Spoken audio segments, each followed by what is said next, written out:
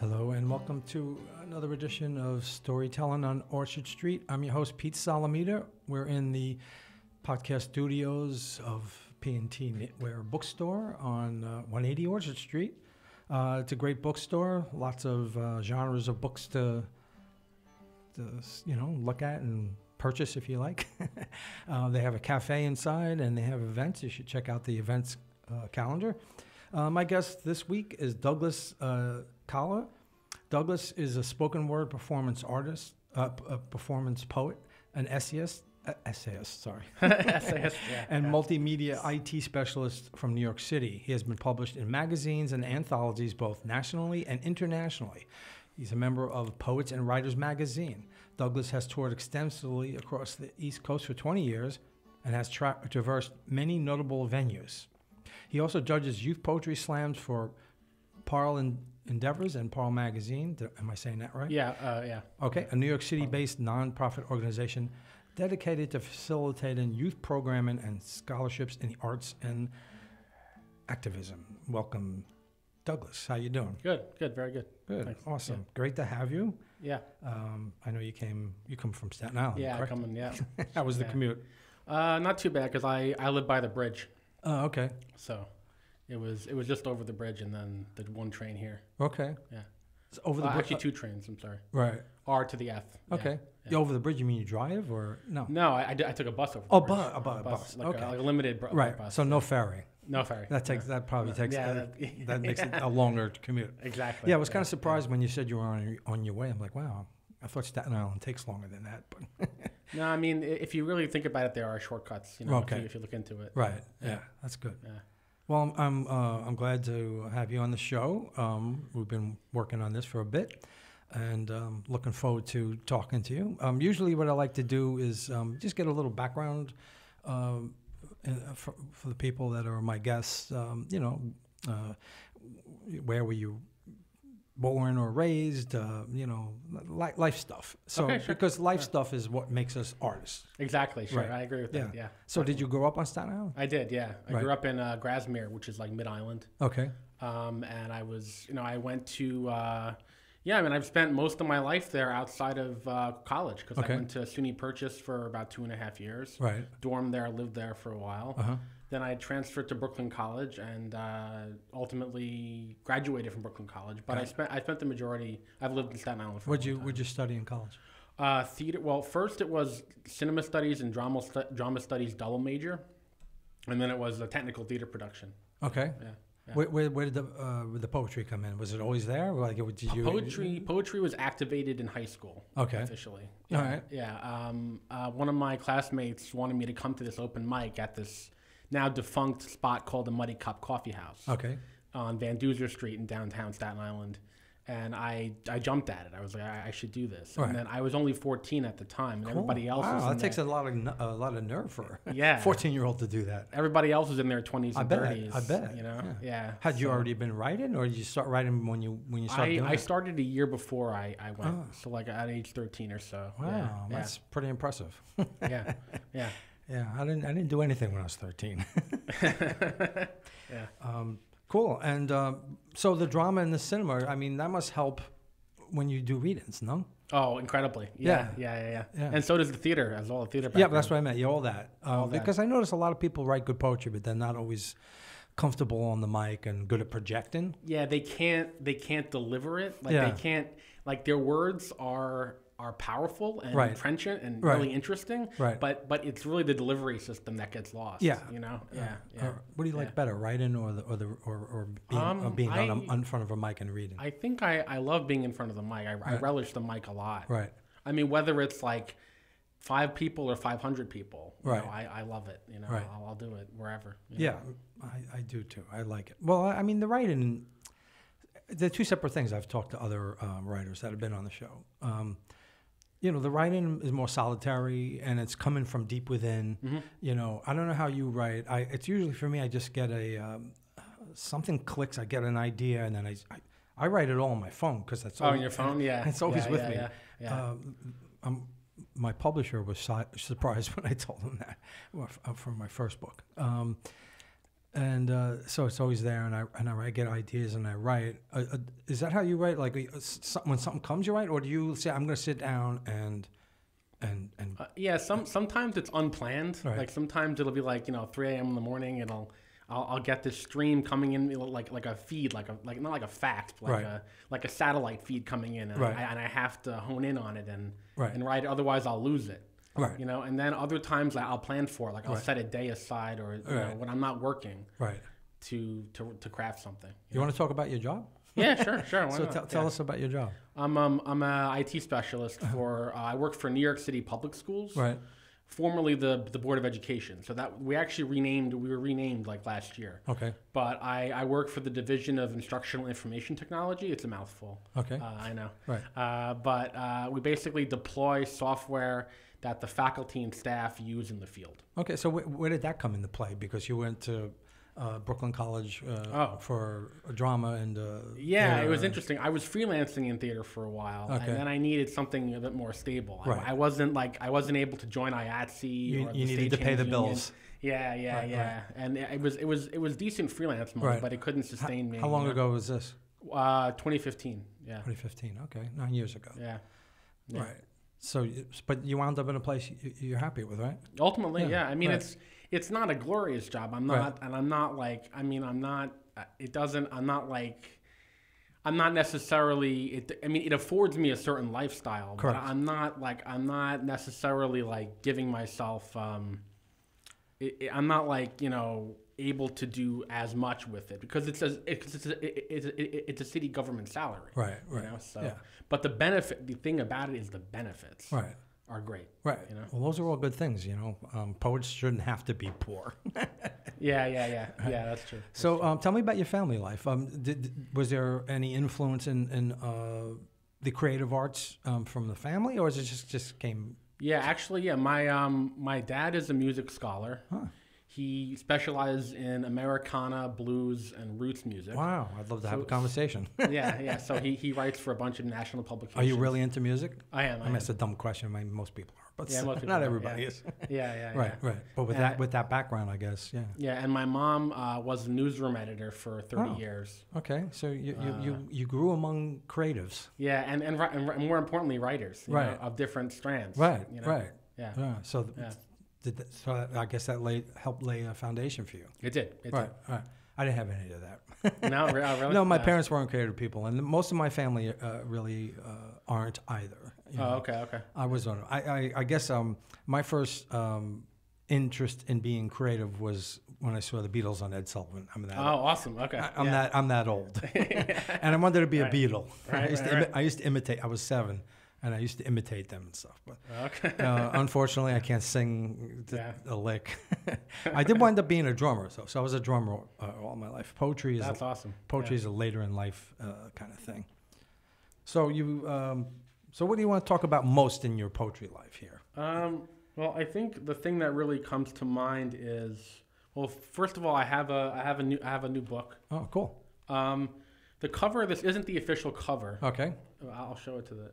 Yeah. This isn't the official cover. Okay. But it's called Troubadour. All right. And the full version will come out in the fall. All right. With the redesigned cover, with the full cover. Okay. Cool. So this is just a pamphlet version of what's to come. Got it. There's like 5 poems in here. Okay. And the full version will be 24 poems with photos also, nice. that I took. Oh, cool. Yeah. Cool. I'm doing the same thing. I got a book coming out in the fall, I hope. So this I had at the poetry festival this year. Actually, I brought copies with me there. Nice. Are you really into photography? I am. Yeah. Okay. Yeah. All right. So that came from your college days? Yeah, it did. Yeah. Yeah. I cut my teeth in like dark rooms and stuff. Nice. And digital photography, obviously. And, well, I guess you do darkroom photography anymore? Any film photography? I don't. No, yeah. I transferred to digital. I think most people have. Yeah. Most people my age probably have. Do you miss the darkroom? Yeah, I do. Yeah. I mean, I did it. I did it several times.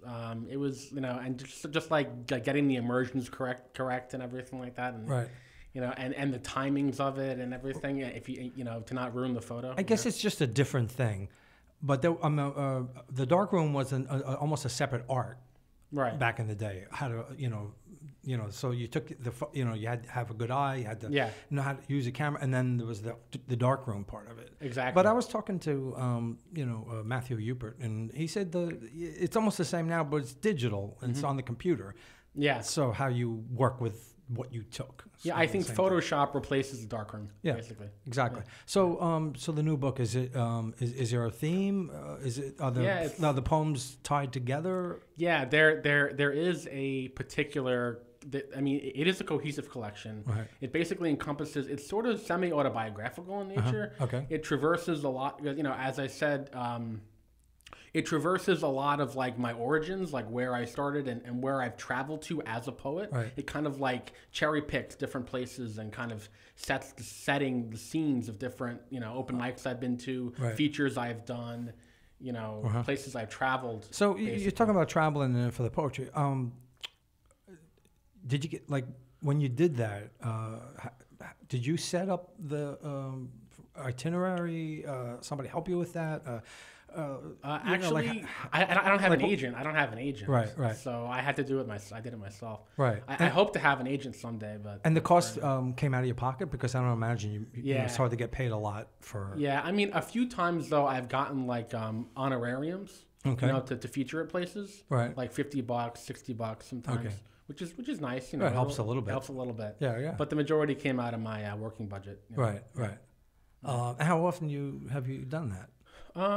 Like, and how many cities have you how many cities have I been to? Is this all here, or no? I've done mostly East. I haven't done international yet. Okay, but mostly just around the U.S. Right. Mainly East Coast. Basically, yeah. What's your favorite city to go to? I loved Chicago. Okay. I loved Maine. Right, Maine. Maine was cool. Oh, you love Maine because it's beautiful, or because there was a good poetry scene? No, there's actually a really good poetry scene. Where in Maine? Believe it or not, Portland. Wow. Yeah. Okay. Portland's dope. Nice. Yeah. I guess that's probably a good. I've never been there, but I can imagine it's a beautiful place to go to. It is. So you make a little vacation for yourself. Yeah. I really want to do that. That's on my bucket list, to pick some cities and I guess it would be a fun way to, like, you're a tourist, but then you also have something to do. Right, exactly. Right. I actually met the poet laureate of Maine. Nice. Yeah. So you set that up ahead of time? Yeah, actually, I knew someone who knew her. Okay. Yeah. So, right. Yeah. Cool. It was cool. So you got that coming up. You want to talk about any of your past works? Yeah, I put out a spoken word album called Onamel. Nice. Which came out last September. Right. It's an EP. Cool. Yeah. And is there music? It's widely it's poetry and music. Right. And who does the music? I worked with the producer. His name is Brandon Bustamante. Okay. And he actually did some work with some of the children of the Wu-Tang Clan. He produced some of their albums. Okay. So I worked with him in a home studio. And what was the music like? What's the music like? Yeah. On my record? Or, yeah, on your record. It's like, it basically has a lot of, some of it's like distorted, some of it's symphonic. Okay. Some of it has some like funk and jazz elements to it. Is it mostly electronic, or is there a band? Or? There are. I did hire a few musicians actually. Right. To swing through on the sessions. I gotta check it out. Send me a link. It's actually everywhere if you search for it. It's on Spotify and stuff, and you can. Okay. Is it in the notes here? That you saw? No, it's not. All right, just make sure I know where to find it. I will. Yeah, I will. Yeah. Yeah. Well, how do the listeners find it, or the viewers? They're actually still buying it. Is it on Spotify? Yeah, it's on Bandcamp too. And under your name? Yeah, I'm under my name. Yeah. Okay. Yeah. How's your name listed on? It's Douglas G. Cala. Okay, you hear that, folks? Go check it out. I'm going to do that when I get home later. Yeah, it's people are still buying it. Right. Like a year later. Right. So cool. That's good. Good for you. Yeah, it's funny because I love reading and I love doing it myself. But when my book was coming out, my first book, which was, second book will be coming out in a couple of months, I hope. First book came out a little more than 2 years ago, May of 2022. I decided, somebody told me about a poetry contest, and you should enter that. So I did, and it said that you could use music. So I Oh, said, cool. Okay. a friend of mine, we've been friends since the late 70s, Fred. He's the guitarist that does the intro. Oh, okay, cool. Right. Yeah. I said, hey, you mind putting some music to some of my poetry? And yeah, he goes, sure, why not? And we worked out a few things. I didn't win the contest, but it's just fine. Yeah, and I said, hey, why don't we do this at my book opening? You know, we already worked it out. And so when I did my book open, and then we decided we really like doing it. His nephew plays with us when he can, and sometimes we have guest musicians. And That's so, awesome. you know, for me, you know, being in bands all my life, it's kind of fun to be, you know, now being the creative person that's making what this happen. Yeah. You know, Yeah. well, I should say it's 50-50 with me and Fred, because I give him a poem. I say, hey, you know, you want to give this a try? And then he comes up with the music part of it. And so I view it as a 50-50 thing. So it seems like a genuine collaboration. Yeah, it's an actual, it's a real collaboration. Yeah. But I love doing it. So it brings another, like music with the poetry brings it to another level. Don't you think? It elevates it. Yeah. Does it inspire you to read? Yeah. Does it inspire you to read differently? When you did it, did you just put the vocal track down? No, I had to lay it down. What I did was I laid it down as the music was playing. Right. So I had to conform my performance to the beat. Right. Was it worked out ahead of time, or was it just kind of improvised? It was some of it was pre-planned. Right. There was some pre-production. But there was a lot of like rehearsal. There was a lot of like rehearsal time. Well, yeah. Well, if you're recording something, you really want it to come out. But this producer I worked with, now keep in mind, this is another self-funded venture. Sure. Now, for someone I don't recommend you do this, because on a city government salary, I don't recommend that. It could run a bill. Yeah. Oh, you don't have to say it on the air. No, Maybe you can tell me not. later, because I want to record my stuff, but I'm like, oh my God, I don't even want to look into how much it's going to be. My next project will be grant funded, though. Oh, okay. Yeah, for sure. All right. Well, we'll talk about how that happens too. Yeah. I wish you luck on that. Yeah. I find I read differently. I get inspired by working with the music. Yeah, totally. Right. Yeah. We've gone pretty far into the show. I want to make sure we don't go too far without you reading something. We can keep chatting at some point. Yeah, sure. So you want to read something, and then we'll talk some more? Yeah, why not? So this is going to be from Troubadour? This is from Troubadour, yeah. Cool. Let's see. I'm going to pick... So is this a what do you call it? A scoop? Am I getting a scoop here? Is this the world premiere? You're getting... well, the world premiere actually happened at... you said you read it before. At the Poetry Festival. Right. Because I was on the... but this is a world premiere on Spotify. On Spotify, exactly, yeah. Apple, and you can find this on Spotify, Apple, and YouTube. Yep. All right, this is a good one, I think, for our times. Okay, great. It's a political one, actually. All right. A little not like, it's not apolitical, but it's not... Okay. It's... Here it goes. It's called To Mourn, to Weep, to Dread. A nation in its mourning years doesn't acknowledge karma. A nation at sunset, orange skies, purple clouds, thick smog engulfs once occupied terrain. Land masses submerge into glacial ambiguity. A comet blazes, it amazes onlookers, seeing through prisms of telescopes. Amateur astronomers assuage self-doubt that comes with exploration. A nation that weeps, that dreads, which remains volatile to its last breath, can't countenance the sins it has made. Defiance, rebellion, sawed-off shotguns cocked at the ready. Bullet cylinders crackle as they touch pavement. Braggadocio of the shooter, foolish, even if targets are required. As skillful as the bow is to the sharpshooter. The gun, a clumsy thing, even in the steadiest hands. A nation in its twilight years must be self-reflective, meditating on the weight of callous indecision, indoctrination of masses via corporate mass media.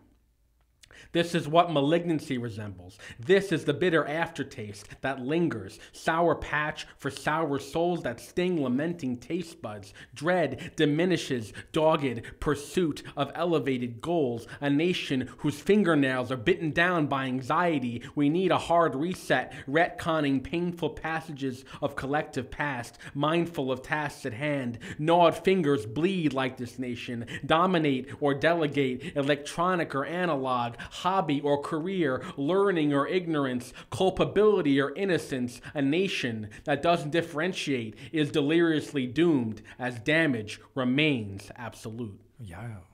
Whew. Yeah. That's intense. When did you write that? Oh, maybe a year ago. Okay. Yeah. Was there something specific that kicked it off? Wait, Was it there actually? an event, It may have been around the Capitol insurrection. Oh, I okay. think. Yeah. Right. Well, Yeah, that was 3 years ago. Actually. Yeah. But yeah. Right. Well, that makes sense. Around 3 years ago. Right. Yeah. Because that was one of the most jarring events of our modern era in a long time. Right. You know, in terms of the, yeah. Yeah, you could say. I mean, yeah. I mean, even more to me, even more than the than the recent attempted assassination. I think. Right. But arguably. Right. Well, although I guess 9/11 was pretty jarring. Yeah. But this was done within the country. Within the country. Right. Yeah. Right. Yeah, I get it. Yeah. Yeah. We're living in strange political times. I mean, volatile and unpredictable times. Yeah, I know. Unfortunately, you get the sense that it might get worse before it gets better. Is that what part of your statement? Yeah, I think this poem kind of encapsulates those kinds of feelings. Yeah. Right. Yeah. So is the book mostly been?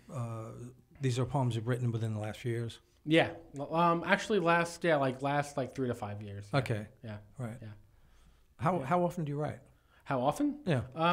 Probably, definitely weekly. Right. Definitely weekly. Okay. Yeah. Do you write anything other than not that poetry is not enough, but you write you do take a stab at prose, short stories? I dabbled in like screenplay writing. Okay. In college. Right. But I didn't really get anywhere with it though, because I was too obsessed with with the form of it and the technical aspects of a screenplay, and I couldn't get my story to really sing.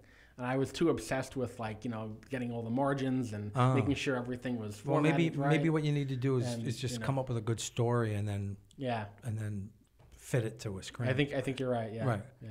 I think that's usually how it's done, right? Somebody has a good book and they make a screenplay out of it. Exactly. They have to figure out how to make it work in a different way of writing. How to adapt it. Right. Yeah.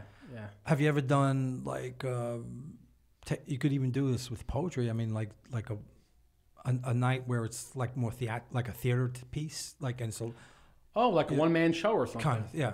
Have you done something like haven't thought. I've seen one-man shows, but I haven't actually taken the. That hasn't the light bulb in my own head hasn't gone off on that yet. Well, hopefully I put an idea in there for you. Because it sounds like you have the background. Yeah. Yeah, that's true. That's right. True. You probably figure out nice ways of making staging and everything else. Yeah. Okay. I'm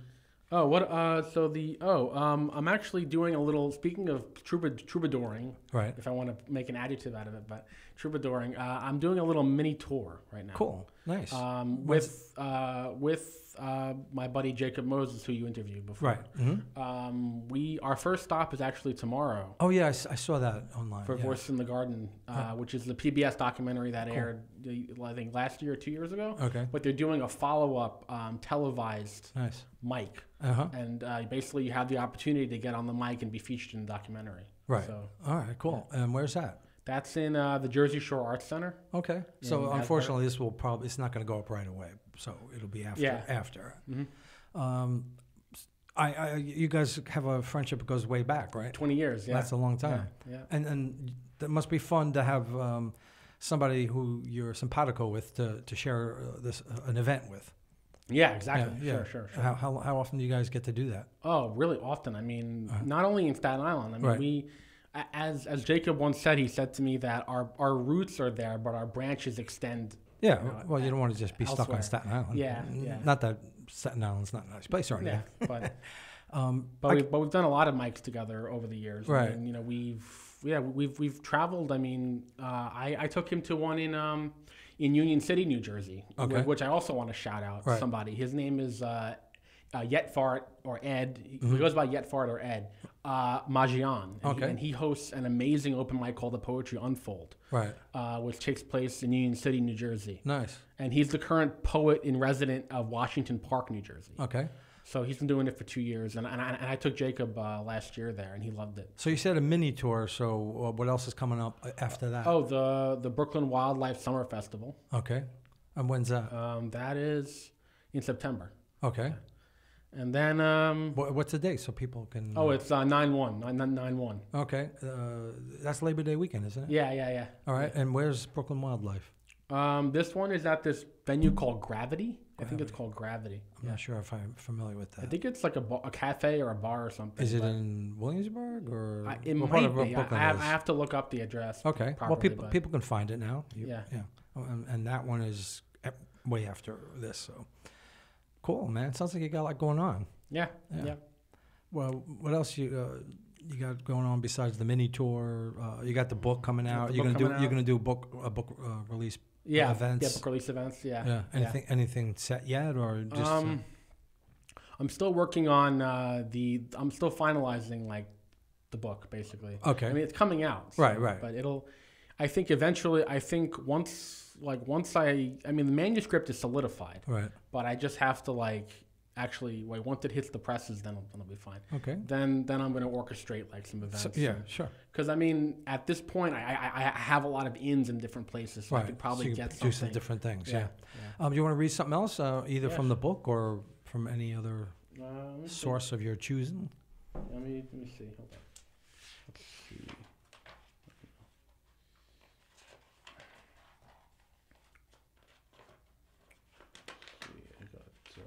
By the way, what does it mean, a member of Poets and Writers magazine? Oh, a member? Yeah. Basically, I have a directory. I'm in their Poets and Writers directory listing. Okay. So basically, when you search my name on Poets and Writers, my entire profile comes up. Oh, cool. Yeah. Is that an online magazine? No, it's also in print. Oh, okay. Yeah, it's in print too. Where can people find it? It's actually really well known. It's been around for a while. Okay. Well, I'm new to this game, so. Yeah. No, just type in Poets and Writers magazine. It's actually a subscription-based magazine. Okay. You can have it ordered to your home. It's all right. It's really I'll have to check it out. It lists amazing publications and contests and all this other stuff. So where is it based out of? It's national. I don't know the origins. Right. Yeah. Okay. Cool. Let me pick. Let's pick one. Hold on.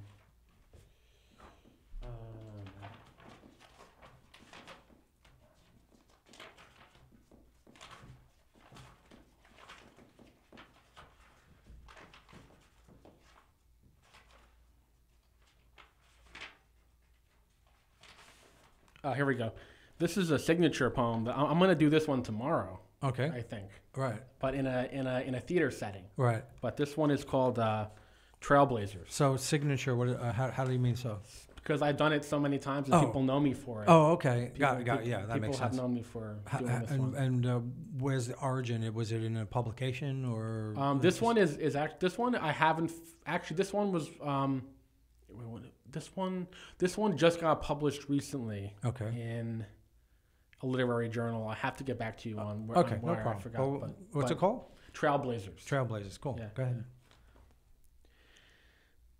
Forge ahead in the fire of your wisdom, for one can be part of the greater kingdom. Iambic pentameter taught in the classroom, Shakespearean soliloquy recited in the bedroom, internal battles fought, waged on turfs without Nerf guns, instead slinging puns, wordplay exacting, reactive, chemistry set explodes, beakers and test tubes excite experimentation, students, maestros of their own destinies, a no to standardization, a yes to augmentation, a yes to the wildfire of ideas, a no to the digital noose that constricts its hold on unsuspecting populace. Necklaces glimmer in the starlight.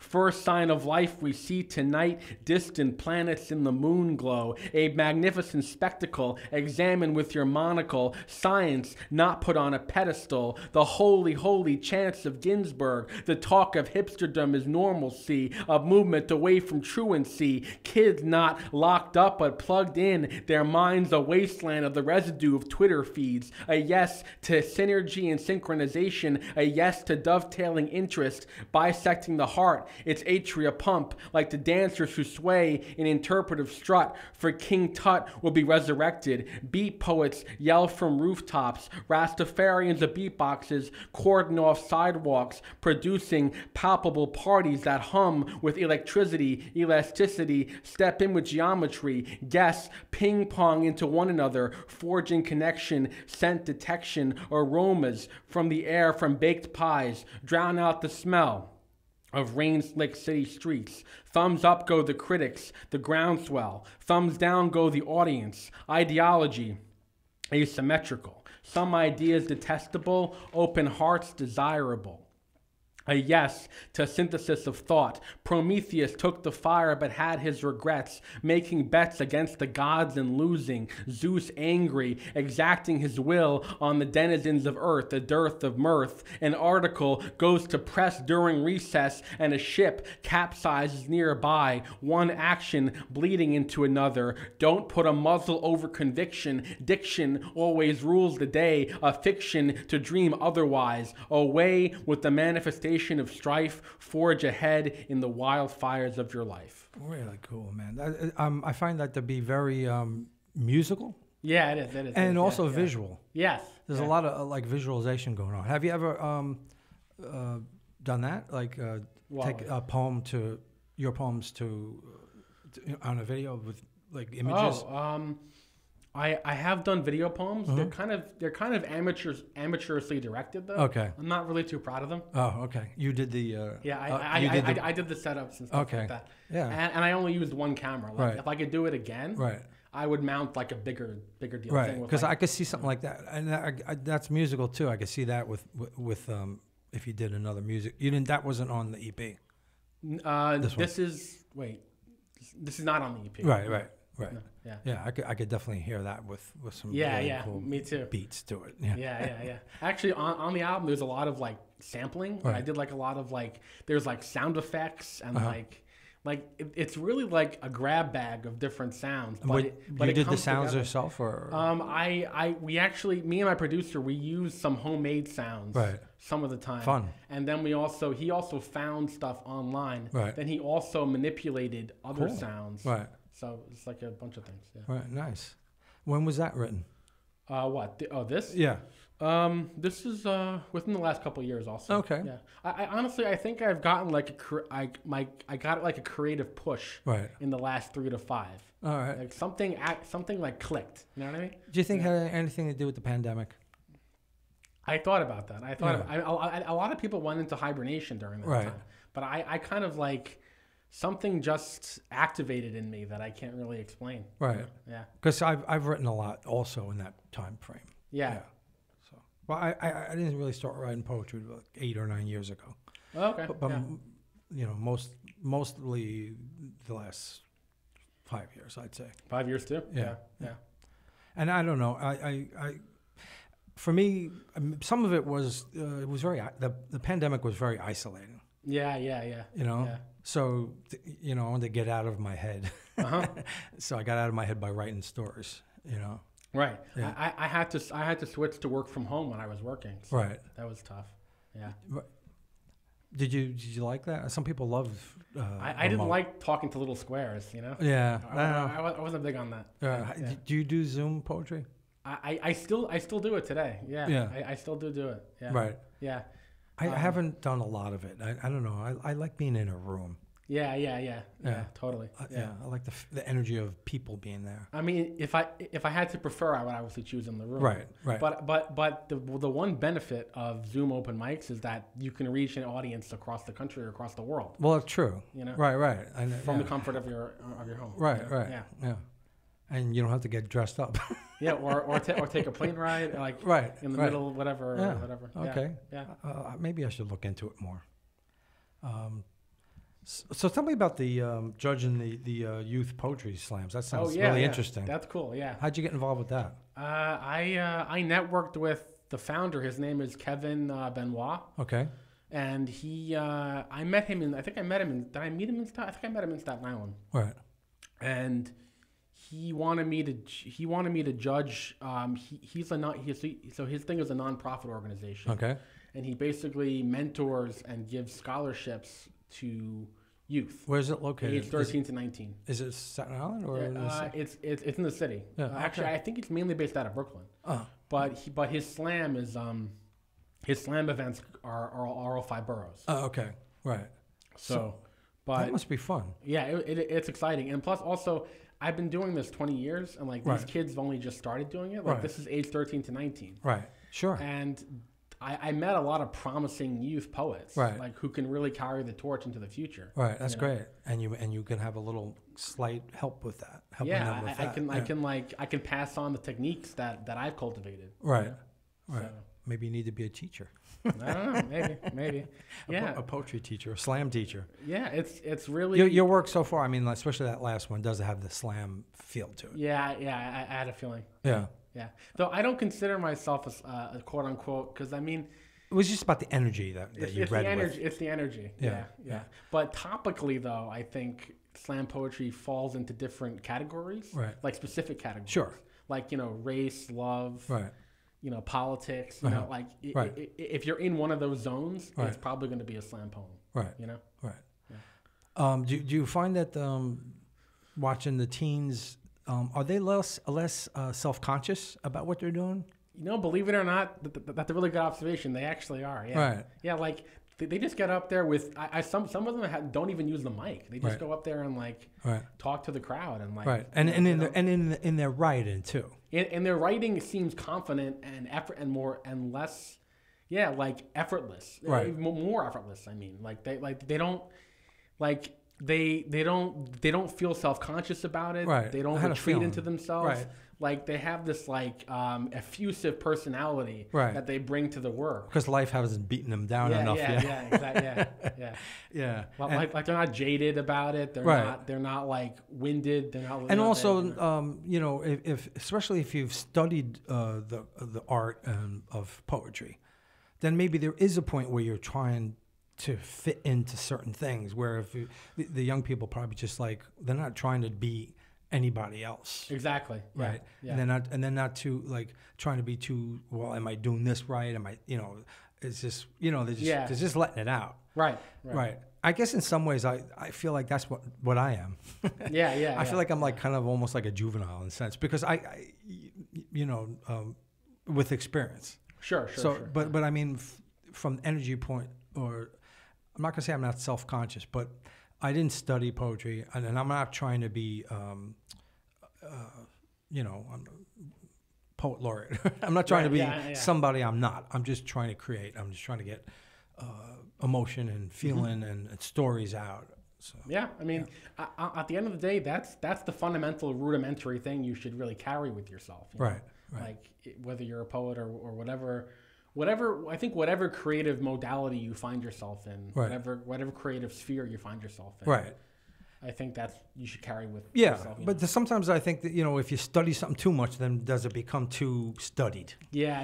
It's almost like punk rock, or like a lot of punk bands. I'm not gonna say they weren't good musicians, but they were pretty elementary in some respects. But they had a lot of energy and they had something to say. Yeah. So. I mean, that actually brings up another interesting example about music. Mm-hmm. There are some musicians who play note for note, and you can tell they're playing note for note. Right. Like Eric Clapton is a good example. He's a great guitarist, but he plays these blues songs. Like, you just listen to the freaking record, like the original record. Right. You know what I mean? Right. But I mean, he's great, but he plays note for note. He's very, as you said, studied. Yeah. I get it. Yeah. It's funny because it just reminded me the whole idea of studied and improvisation. I do a variety show. You came to the last one. Yeah, I came to the last one. Yeah. The next one is September 7th at Young Ethel's, 3 to 5:30. Young Ethel's is in Park Slope. So the variety show, I have a comedian who does the hosting and does some stand-up. And then I have music acts, poetry acts, sometimes poetry acts that are with music, like my own. One time I had a group of, it was a classical brass trombone, more specifically, a trombone trio. Oh, right on.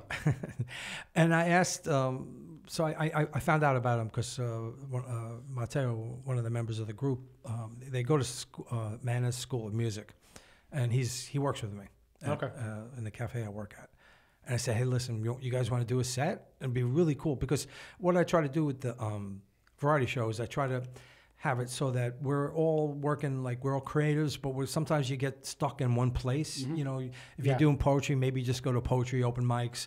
You know? And sometimes there might be a singer and a guitarist or whatever, but then you go to other open mics or music events. It's mostly music. That's true. And then there's the comedy. I'm trying to mix it up. So we're all kind of like feeding off each other, and also maybe there's going to be different people in the audience that don't get to hear poetry or don't get to hear comedy. Sure. And it was so much fun to have, like, first of all, I love the trombone. I, for a brief spell, owned one, and that's a whole long story. So I said, hey, they agreed to do a set. I said, would you mind, like, just sitting in with? I have one song. It's about like a woman who grows her beard out. She's a bearded lady, and she goes to Coney Island, does sideshow by the seashore. So it's kind of like that has that. Oh, okay. So I was like, trombone would be perfect for this. It would be. It would be cool. Yeah. And then he goes, oh, I don't know. I've never done anything like that. I said, just you know, I think you could do it. Just, you know, it doesn't have to be perfect. I want kind of like the atmosphere. Right. You know? Yeah. And then the day of the show, the other trombonist also wanted to do it. But neither of them have ever improvised before. I mean, they're classical musicians. Yeah, right. Yeah. So they've never had to improvise before. Right. I think they got a real kick out of it. I'm sure, yeah. It was a lot of fun. I'm actually big into saxophone. Are you? I used to tour with a saxophonist. Right. Yeah. Cool. Yeah. He played with you. I did poetry and he did sax. Right. Yeah. Sax works very good with poetry. It does. Yeah. Yeah, and I mean he played alto, bari, and I think soprano sax. Nice. He did all three. I mean, he was wow, great. That sounds great. Yeah. Any idea? Any plans to do that again? Or? I saw him. Well, actually, he lives in Maine, so I visited him in Maine last year. Yeah. So, and then he worked with you in Maine. He did. Yeah. It was fun. Yeah. Okay. Yeah. Well, maybe you need to go back to Portland then. I'm actually just like pick up everything and just go there. Yeah.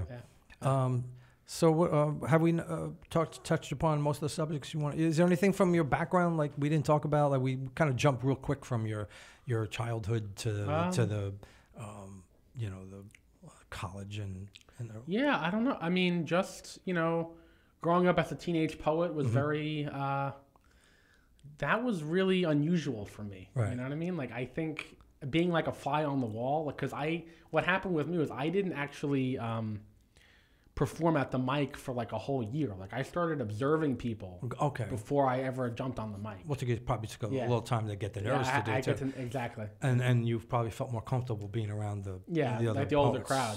Right. Drinking age poets. And it was like, you know, first of all, I was like, what was I doing here? But then they like ultimately embraced me as like, there was like a mentor-mentee relationship that started forming. Cool. You know, I'm just curious, you have any of the poems that you read?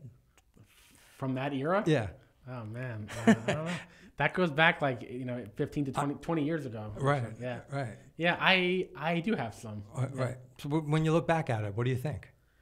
What you wrote. All right. What I wrote back then was overly wordy. Okay. I think I was getting a handle on my vocabulary. Right. And I think it was too much word salad, you know, like, and I think the words, they didn't, I was using literary devices, but I wasn't employing them in like the most effective way. Right. And I think they were just kind of like, everything was raw and kind of manic. Right. And I was just riding the highs of performing for the first time. And like, I think that's how it came across. You know? Right. You know? Yeah. Cool. So we'll definitely want to have you read at least one more piece before you wrap up. But if you don't mind, I'd like to also read one. I usually read one. Go ahead. Yeah. So this came up as a memory on my Facebook feed. Oh, by the way, today's our Facebook anniversary. Oh, awesome. Okay, cool. Right on. That came up on my memory today. It's our 1 year anniversary on as friends on Facebook. Okay, cool. Okay. Nice. I thought that was really funny that we're going to do this today, and that happened to be the day that we became Facebook friends. That's funny. Yeah. Yeah, so this came up. I wrote it 4 years ago. I guess I was feeling it was probably right. So I work for Hungry Ghost. It's a cafe in the city in Brooklyn. I was in Tribeca at the time working, and they asked me if I would mind. They were gonna like really cut down the hours and the staff. Oh, really? And they asked me if I would mind being furloughed, and I said, okay. sure, fine. So for the first 4 months of the pandemic, I was home, and it was really weird. I don't know if you remember those early months. I do, actually. I mean, yeah, I know actually. Where I live in Brooklyn, you heard sirens, ambulances all day long. Yeah. It was really terrifying. Yeah. You know, there was even like talk of like there was refrigerated trucks on the street because they didn't have enough room in more. It was bad. Yeah. And so then like 4 months afterwards, I got asked to go back to work. You know, and then in some ways I was glad, even though, by the way, I was making the same amount of money being furloughed as I was working. Oh, okay. But like, you know, it was hard to be in the home because, you know, it wasn't like I was having a good time. I mean, like people were dying. It was like, what the hell is this? So I don't know if this has anything to do with the way this came out. It sounds like I was a little grouchy when I wrote this. It's called King of Mediocrity. I woke up this morning, I tripped over the bedspread, stubbed my toe, and stumbled into the bathroom in agony. A stubbed toe can hurt like a motherfucker. Motherfucker, I think that's what I yelled at when it happened, actually. I looked at myself in the mirror and was aghast. Bloodshot eyes with bags below can be expected, but what's up with the hair sprouting from everywhere? Ears, nose, even my eyeballs. Can't say it made me feel very special. I tried to flex my muscles to convince myself I still had it, but whatever muscles I still had weren't awake yet. Shit, maybe I should go back to bed. What was the argument against it? Yeah, I was a world beater at one time, but people needed me back then, blah, blah, blah.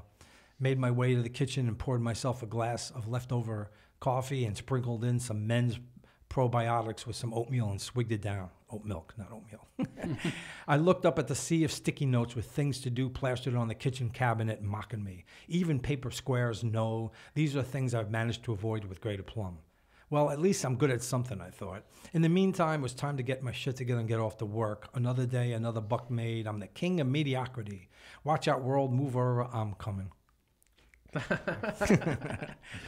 You know, some days you just don't feel it. Yeah. Hey. I got to tell you, you know, Yeah. I'm not a young man anymore. I'm a few years older than you. And some days, man, it's a push. So what else you got for us? Oh, a poetry-wise? Yeah. All right, let's see.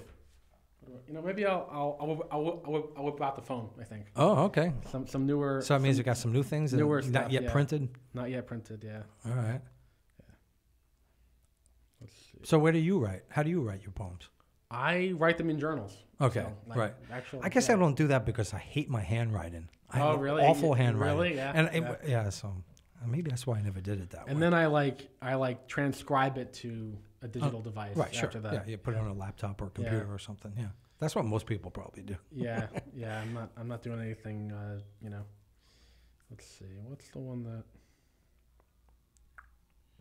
You're listening to Storytelling on Orchard Street. I'm your host, Pete Salamita, and I'm with the fabulous Doug Cala. And Doug brought some good energy here today. Thank you. Let's see. What do I got here? Oh, okay, this one's interesting. Hold on. All right. This one is called Tumbleweed. I just wrote this one. It's got some interesting vibes. Cool. I think I dig it. All right, here goes. Ambling through great western expanses, sideways glances resist the urge to do dances in streets and ribbons of gold. I am a man stricken with cold sweat, no more virtuous than my countrymen, possessing insight and acknowledgement of my rampant failings. Tales of misbegotten unbridled rage has me seethe. Do I forget to breathe? Does the exhaustion swallow me whole? For I birth new revelations upon each exhale, and traverse the crescent moons I witness with two affixed eyes. If I could be a real troubadour, I'd board the next flight out of here and never look back. Go horseback riding under the blazing sun on roads to everywhere and nowhere. You see, I've yielded to anxiety too often. The outgrowth of my spirit must be indomitable. Twitching in crowds at the height of nervous breakdowns bar me from making the rounds to toast the crestfallen. Speaking what I want into existence causes peaks and valleys to crescendo. If I pull rank, I give up my leadership as maestro of this and every destiny. If I become just a facsimile, a snuffed out lantern that turns into just a wick. Call me a prick as you run my name through the gutter, but I'll try not to sputter. These wounds sutured, this heartbeat races, this deluge of sensory stimuli radiates with intensity, carrying myself through the greatest of gullies. Wow, cool, man. I love the tumbleweed imagery. And yeah. Where did that come from? Were you watching a Western? I watched Unforgiven recently. You know the movie Unforgiven with Clint Eastwood? Yeah, that's a good movie. Yeah, I watched that recently. Right. Yeah, I happen to like neo-Westerns a lot. Yeah. Like 3:10 to Yuma or Unforgiven. Yeah. Tumbling tumbleweeds. What is it about tumbleweeds? I mean, they're interesting, right? Yeah, they're just kind of bad. Like they just kind of twist in the wind. They just move. Move. They're free. They're like free flowing and right. Yeah. Have you ever gone out that kind of far out west? Not that far. Right. No. Yeah, you never been to a western town with tumbleweeds in it? No, I haven't. But I've seen. I mean, obviously, I've seen a lot of movies and stuff. Sure. Like Appaloosa and all the films of like John Wayne. Right. Stuff, you know. So you had a little connection to Troubadour in there. Yeah. That was sort of an unconscious. Well, actually, that was like a conscious decision. Okay. That I made in this film. Any thought of adding it to the book? I may do like a bonus, like a little bonus, like fit it in somewhere, maybe like sneak it in somewhere. Right. Yeah, it's a good one. You should. Yeah. And it's got the title of the book in it. Yeah, I know. Yeah, I mean, the name drops it. Have you read it anywhere before? No, this one I haven't. Read before. See that? I haven't read it anywhere. There we go. Yeah. Okay, a world premiere. Well, thanks for sharing it. Yeah. What do you think, man? It's been great talking to you. You have any other things that we haven't touched upon? What haven't we covered yet? I have something. Let's look at the list you sent me. Yeah, I think we've kind of covered everything. I mean, did we talk? I mean, we kind of talked about your poetic origins, right? Yeah, we did. Yeah. You mentioned techniques in spoken word. Have we really addressed that? I mean, we must have touched upon it a little bit. Well, I think we were talking about the kids and me judging the slams. Right. I think we talked about that a little bit. But I think in terms of techniques, I think it's like when I was talking to the kids after the slam or even before, like some of them were nervous, but some of them were really confident. So I had to gauge who I was going to address. Because the more confident ones are like, this guy, who's this guy? But when you do especially a feature, don't you get a little nervous? I'm momentarily, right? And then I just say, it's just a crowd, You know what? I'm weird on the day of, especially of the variety show or something like that. Or I want if let's say the event is at 3:00. All day it's I don't know what to do with myself. Yeah. Because I want to just get to the performance. Right. But I definitely get nervous, and I also, especially with the music, I really emotions just come out of me to the point. Sometimes a lot of my poems are story poems, not the last one, the one I read today, and they're usually based on characters, and they're usually characters with human frailties like we all have, and they usually, it could be a drug addiction, mental illness, and I inhabited the characters when I read it on stage, and it gets exhausting. Yeah. So I go through this whole thing where all day is all I'm thinking about is the performance. Sure. Then I get there and I'm nervous because I'm in front of people. Are you comfortable around people? Yeah, I mean, I think some people have social anxiety. Right, I do. I work through it, and I do. All my life, I've always done things where I'm in the social realm. Yeah, but it's not that easy for me. I think the theater stuff that I've done prepared me to be in front of people. Right. Yeah. I did a lot of work as a stagehand and doing being like a lighting grip or whatever or even there were sometimes I worked box office. Right. So I had that person to person exchange. Sure. Well, I did too. I mean, I was in bands, which is a little different because you're behind and you're with other people and you're doing parts. The poetry is very different. Because it's more of myself coming out than than playing the drums. Right. Right. But I was MC many times. I was mobile DJ and all that. So I'm comfortable in front of people, but it's just, but I do get nervous. Like maybe nervous is not the word, but I find I can't think about anything else. Like so you have like tunnel vision when I just can't wait to do it. Yeah. I just want to get on the stage. So it's like anticipation. Maybe It's like exaggerated like anticipation. like maybe like if I do some chores and I just I just want to get this chores. I wish it was 3:00. Yeah. So I don't know about it, but I think Frank Sinatra once said, and I probably said this before on the show, but if you don't get a little nervous before you perform, then maybe you're not that into it anymore. That's a good point. That's a good point. Yeah. You want to plug anything else before we go? Do you have like a website or you want to plug your social media or? Yeah, I could do social media. Okay. Basically it's on Instagram, it's Douglas, Douglas G Cala, Cala on Instagram. So if people want to find out where you're reading or I usually post there, or they can find me on Facebook at that same name. Okay. On Facebook. Great. Cool. I post updates. I post flyers. Like if I'm on a flyer, I'll post the flyer. Right. People will see it. Right. Cool. So it's been great having you. I'm going to play the theme song. So we've been chatting with Douglas Cala, and it's been a pleasure to have you. I'm really glad you made the trip from Staten Island. Which is not that far, but it's not too far. It's not crazy far. It's been great to get to know you more, and look forward to seeing you at future readings. So you've been listening to Storytelling on Orchard Street. Your host Pete Salamita, P&T Knitwear Bookstore, as you can see in front of me, 180 Orchard Street. Thank you all for listening to or watching us have a talk. Thank you, Doug, and thanks. Thank you, audience.